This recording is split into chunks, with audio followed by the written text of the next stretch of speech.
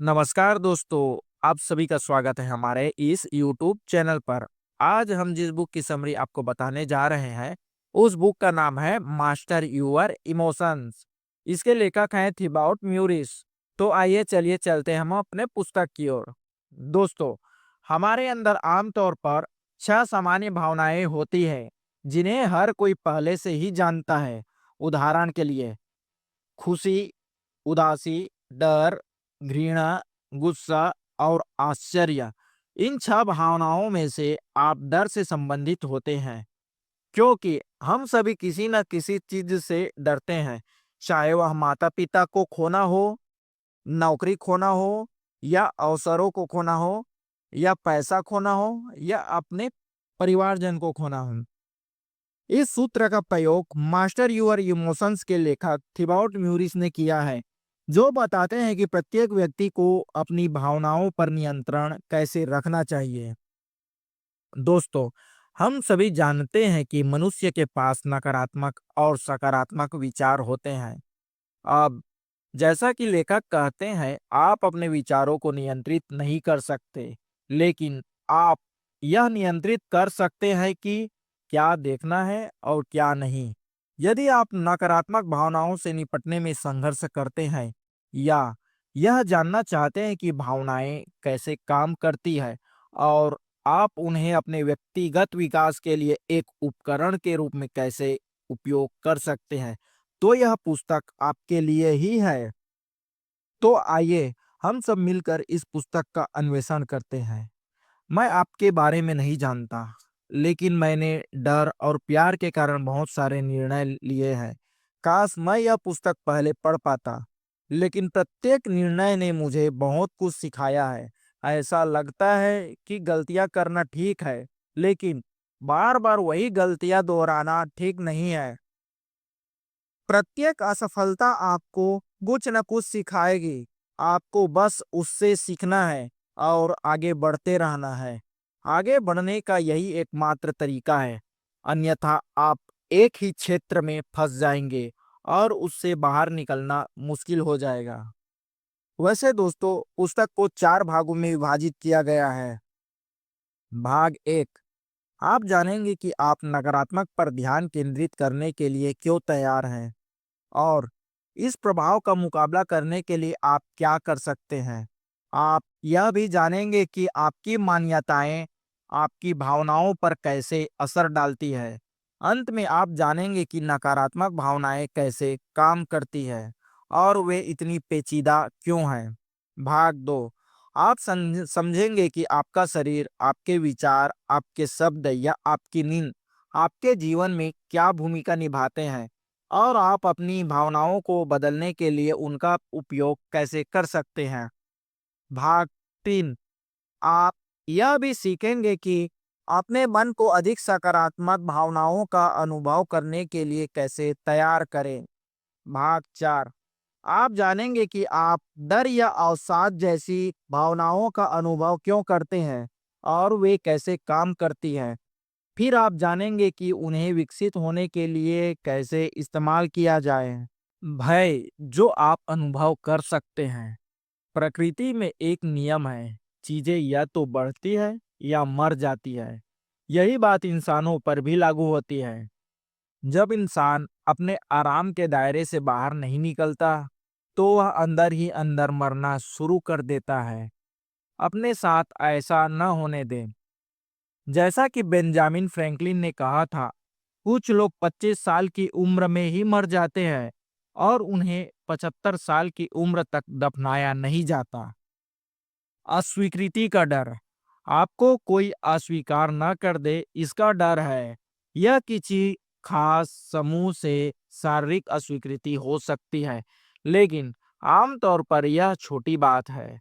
उदाहरण के लिए, जैसे आपके द्वारा कोई बात या टिप्पणी करना जिसे लोग अस्वीकार कर सकते हैं, या किसी को बाहर चलने के लिए पूछना और उसके द्वारा मना कर दिया जाना, या अपने काम को साझा करना और उसके लिए आपकी आलोचना होना, ये सब अस्वीकृति का डर है। असफलता का डर, आपको असफल होने का डर है। यह आमतौर पर काफी आपके अच्छे न होने के कारण आता है। आपको उपहास का डर होता है और आपको लगता है कि असफलता आपके आत्मसम्मान को खत्म कर देगी। अगर आप कुछ करने की कोशिश नहीं करेंगे, तो आप नई चीजें कैसे सीखेंगे? असफलता कोई बाधा नहीं है, यह कुछ नया सीखने के लिए अवसर है। इसलिए डर से मत डरो। परेशान करने का डर। आप लोगों को परेशान करने से डरते हैं, शायद इस विश्वास के कारण कि आप उतने महत्वपूर्ण नहीं हैं। परिणाम स्वरूप स्वार्थी दिखने के डर से आप खुद को अच्छा महसूस कर सकते हैं। मेरा मतलब है, बस बाहर जाओ, सवाल पूछो, लोगों से मिलो और बातचीत शुरू करो। कोई तुम्हें नहीं मारेगा। इससे बुरा और क्या हो सकता है? सफलता का डर। आप सफलता से डरते हैं। आपको चिंता हो सकती है कि आपके कंधों पर अतिरिक्त दबाव के कारण आप इसे बरकरार नहीं रख पाओगे। दोस्तों, आपका मस्तिष्क हमेशा जीवित रहने का रास्ता खोज लेगा, चाहे कुछ भी हो जाए। आपका मस्तिष्क आपकी समस्याओं को हल करने का रास्ता खोज लेगा। उसे इस बात की परवाह नहीं है कि समाधान आपके शरीर को नुकसान पहुंचाएगा या नहीं। उदाहरण के लिए, यदि आपको शराब पीना पसंद है और साथ ही यदि आप उदास महसूस कर रहे हैं, तो आपका मस्तिष्क आपको शराब पीने की याद दिलाएगा, क्योंकि शराब आपको आवश्यक डोपामाइन प्रदान करती है। डोपामाइन की भूमिका में से एक यह सुनिश्चित करना है कि आप भोजन की तलाश करें ताकि आप भूख से न मरें, और आप एक साथी की तलाश करें ताकि आप प्रजनन कर सकें। डोपामाइन के बिना हमारी प्रजाति शायद अब तक विलुप्त हो चुकी होती। यह बहुत अच्छी बात है ना? खैर, हाँ और नहीं। आज की दुनिया में यह इनाम प्रणाली कई मामलों में अप्रचलित है, जबकि अतीत में डोपामाइन को हमारे अस्तित्व की प्रवृत्ति से जोड़ा गया था। अब डोपामाइन की रिहाई कृत्रिम रूप से उत्पन्न की जा सकती है, जैसे कि कॉफी के द्वारा। इस प्रभाव का एक बेहतरीन उदाहरण सोशल मीडिया है, जो मनोविज्ञान का उपयोग करके आपके जीवन से जितना संभव हो सके उतना समय चूस लेता है। क्या आपने इन सभी सूचनाओं पर ध्यान दिया है, जो लगातार पॉपअप होती रहती हैं? इनका उपयोग डोपामिन के स्राव के सक्रिय करने के लिए किया जाता है, ताकि आप जुड़े रहें। और जितना अधिक समय तक आप जुड़े रहेंगे, सेवाएं उतने ही अधिक पैसा कमाएंगे। पोर्नोग्राफी देखने या जुआ खेलने से भी डोपामिन का स्त्राव होता है, जो इन गतिविधियों को अधिक व्यसनकारी बना सकता है। सौभाग्य से हमें हर बार जब हमारा मस्तिष्क डोपामाइन जारी करता है, तो हमें कुछ करने की जरूरत नहीं होती। उदाहरण के लिए, हमें अपने इंस्टाग्राम फीड को लगातार चेक करने की जरूरत नहीं है, क्योंकि इससे हमें डोपामाइन एक सुखद शॉट मिलता है। कुल मिलाकर आपका मस्तिष्क सही या गलत का पता नहीं लगा सकता, और यहीं पर आपको उस पर नियंत्रण रखना होगा। देखिए, हर नई फिल्म, टीवी शो या यूट्यूब वीडियो देखने की जरूरत नहीं है, और भी ज्यादा सोशल मीडिया का इस्तेमाल करने की जरूरत नहीं है। बस सोचिए कि आप इंस्टाग्राम या यहाँ तक कि एक्स का इस्तेमाल क्यों कर रहे हैं। अहंकार पर नियंत्रण कैसे करें? आपका अहंकार किस तरह काम करता है, यह आपकी आत्म जागरूकता के स्तर पर निर्भर करता है। चेतना के सबसे निचले स्तर पर मौजूद लोगों को यह भी नहीं पता होता कि अहंकार मौजूद है, और परिणाम स्वरूप वे इसके गुलाम बन जाते हैं। दूसरी ओर, अत्यधिक आत्म जागरूक लोग अपने अहंकार को पहचान सकते हैं। वे समझते हैं कि विश्वास कैसे काम करता है, और कैसे विश्वासों के एक समूह के प्रति अत्यधिक लगाव उनके जीवन में दुख पैदा कर सकता है। असल में ये व्यक्ति अपने मन के स्वामी बन जाते हैं और खुद के साथ शांति के साथ रहते हैं। ध्यान रखें कि अहंकार न तो अच्छा है और न ही बुरा। यह सिर्फ आत्म जागरूकता की कमी का नतीजा है। जैसे ही आप इसके बारे में जागरूक होते हैं, यह गायब हो जाता है, क्योंकि अहंकार और जागरूकता एक साथ नहीं रह सकते। यह ऐसा ही है जैसे जब आप किसी पर क्रोधित होते हैं और आपको एहसास होता है कि मेरी आवाज बढ़ रही है और मैं किसी को मारने वाला हूँ। यह वह समय है जब आपको अपने क्रोध का एहसास होता है। इस बात की अधिक संभावना है कि आप अपने क्रोध पर नियंत्रण रख सकेंगे। अपने अहंकार के काम करने के तरीके को समझने से आपको अपनी भावनाओं पर बेहतर नियंत्रण रखने में मदद मिल सकती है। ऐसा करने के लिए आपको सबसे पहले यह समझना होगा कि आपकी वर्तमान कहानी लोगों, चीजों या विचारों के साथ मजबूत पहचान का परिणाम है। यह मजबूत पहचान आपके जीवन में अनुभव की जाने वाली नकारात्मक भावनाओं का मूल रूप है। उदाहरण के लिए, जब जीवन आपकी व्यक्तिगत कहानी के अनुसार नहीं खुलता, तो आप परेशान हो जाते हैं। जब कोई आपकी किसी मान्यता को चुनौती देता है, तो आप रक्षात्मक हो जाते हैं। आपकी मान्यताएं आपकी है, और अगर कोई आपसे सहमत नहीं है तो कोई बात नहीं, बस इसे जाने दे। आपको बहस शुरू करने की जरूरत नहीं है। नकारात्मक भावनाएं बुरी या बेकार नहीं है। आप नकारात्मक भावनाओं का अनुभव करने के लिए खुद को दोषी मान सकते हैं, या शायद आप खुद को मानसिक रूप से कमजोर समझते हैं। आप यह भी मान सकते हैं कि आपके साथ कुछ गड़बड़ है। हालांकि आपकी आंतरिक आवाज चाहे जो भी कहे, आपकी भावनाएं बुरी नहीं हैं। भावनाएं बस भावनाएं हैं, इससे ज्यादा कुछ नहीं। इस प्रकार उदास होने से आप 3 सप्ताह पहले की तुलना में कमतर व्यक्ति नहीं बन जाते। जब आप खुश थे, अब दुखी होने का मतलब यह नहीं है कि आप फिर कभी हंस नहीं पाएंगे। याद रखें, आप भावनाओं की व्याख्या जिस तरह से करते हैं तथा जिस दोषारोपण के खेल में आप शामिल होते हैं, उससे दुख उत्पन्न होता है, न कि भावनाएं स्वयं उत्पन्न होती हैं। अपनी नकारात्मक भावनाओं को शारीरिक दर्द के भावनात्मक समकक्ष के रूप में सोचें। हालांकि आपको दर्द से नफरत है, लेकिन अगर आपको दर्द न होता तो संभावना है कि आप अब तक मर चुके होते। शारीरिक दर्द एक शक्तिशाली संकेत भेजता है कि कुछ गड़बड़ है, जो आपको किसी तरह की कार्रवाई करने के लिए प्रेरित करता है। यह आपके डॉक्टर से परामर्श करने के लिए हो सकता है, जिसके कारण आपको सर्जरी करवानी पड़ सकती है, अपने आहार में बदलाव करना पड़ सकता है, या व्यायाम को बढ़ाना पड़ सकता है। शारीरिक पीड़ा के बिना आप इनमें से कोई भी काम नहीं करेंगे, और आपकी स्थिति और भी खराब हो जाएगी, जिससे संभावना है कि आपकी असमय मृत्यु भी हो सकती है। भावनाएं भी इसी तरह से काम करती है। वे आपको अपनी वर्तमान स्थिति के बारे में कुछ करने का संकेत देते हैं। शायद आपको कुछ लोगों को छोड़ देना चाहिए, या अपनी नौकरी छोड़ देनी चाहिए, या किसी ऐसी निराशाजनक कहानी को हटा देना चाहिए जो आपके जीवन में दुख पैदा करती हो। स्वयं से सवाल पूछे, इस बात पर ध्यान देना शुरू करें कि आप कैसा महसूस करते हैं। अपनी नकारात्मक भावनाओं को रिकॉर्ड करें। देखें कि उन्हें क्या ट्रिगर करता है। जितना अधिक आप ऐसा करेंगे, उतना ही आप कुछ खास पैटर्न को उजागर करेंगे। उदाहरण के लिए, मान लीजिए कि आप कुछ दिनों से उदास हैं, तो अपने आप से निम्नलिखित प्रश्न पूछ सकते हैं, जैसे मेरी भावनाओं को किसने प्रेरित किया? 2 दिन की अवधि में उन्हें क्या प्रेरणा मिली? मैं अपने आप को क्या कहानी सुना रहा था?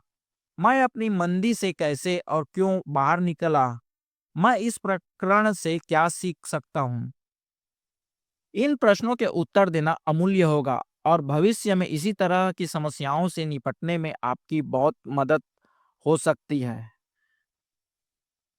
समस्याएं क्यों नहीं होती?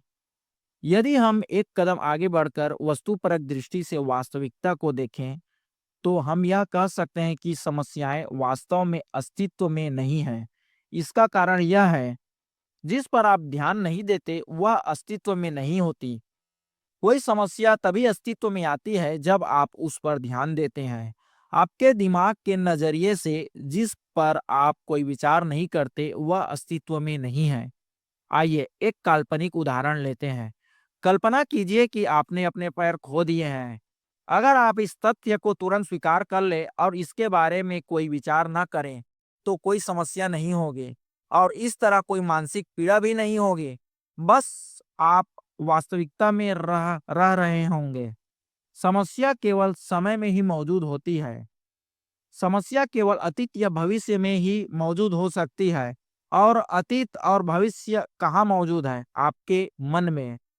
किसी समस्या को स्वीकार करने के लिए आपको अपने विचार का प्रयोग करना होगा और विचार समय में मौजूद होते हैं, वर्तमान क्षण में नहीं।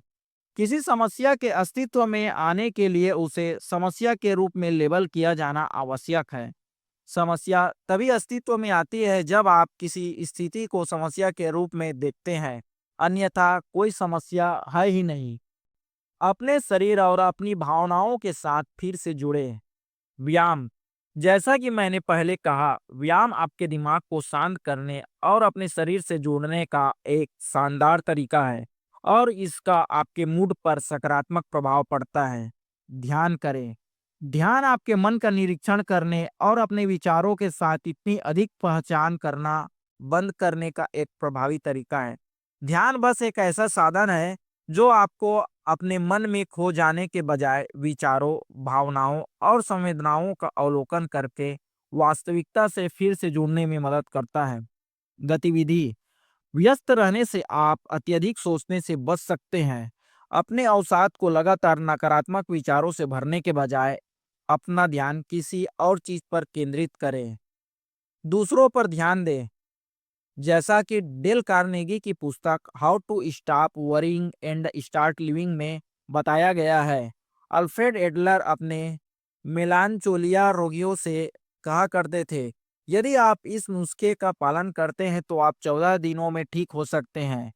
हर दिन यह सोचने की कोशिश करें कि आप किसी को कैसे खुश कर सकते हैं, चाहे यह सही हो या नहीं। दूसरों पर ध्यान केंद्रित करने से आपको निश्चित रूप से अपनी समस्याओं को भूलने और किसी अधिक सकारात्मक चीज पर ध्यान केंद्रित करने में मदद मिलेगी। अपनी भावनाओं पर नियंत्रण रखें। आपका न तो अतीत पर नियंत्रण है और न ही भविष्य पर। इसलिए बेहतर है कि आप वर्तमान पर ध्यान केंद्रित करें और बेहतर भविष्य के लिए स्वयं में सुधार करें।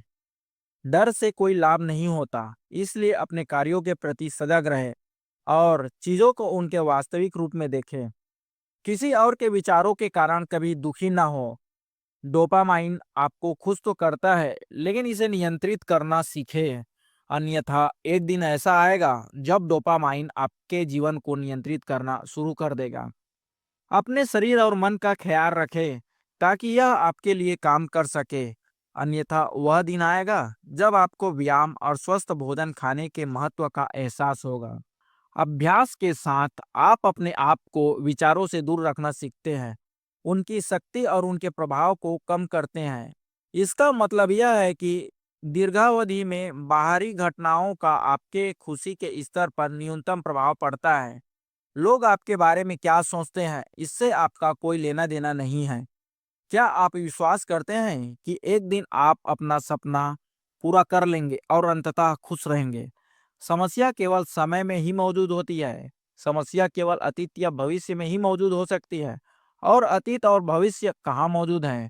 आपके दिमाग में।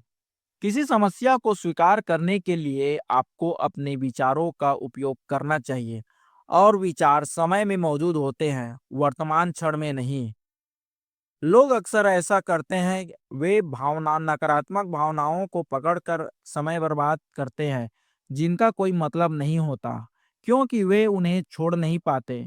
आखिर किसी दूसरे के आपके बारे में सोचने से आपको क्या नुकसान हो सकता है? उसके बारे में आपके विचार ही नुकसान पहुंचाते हैं। अपने विचार बदलें। दोस्तों, तो यह वीडियो आपको कैसे लगी हमें कमेंट करके ज़रूर बताएं।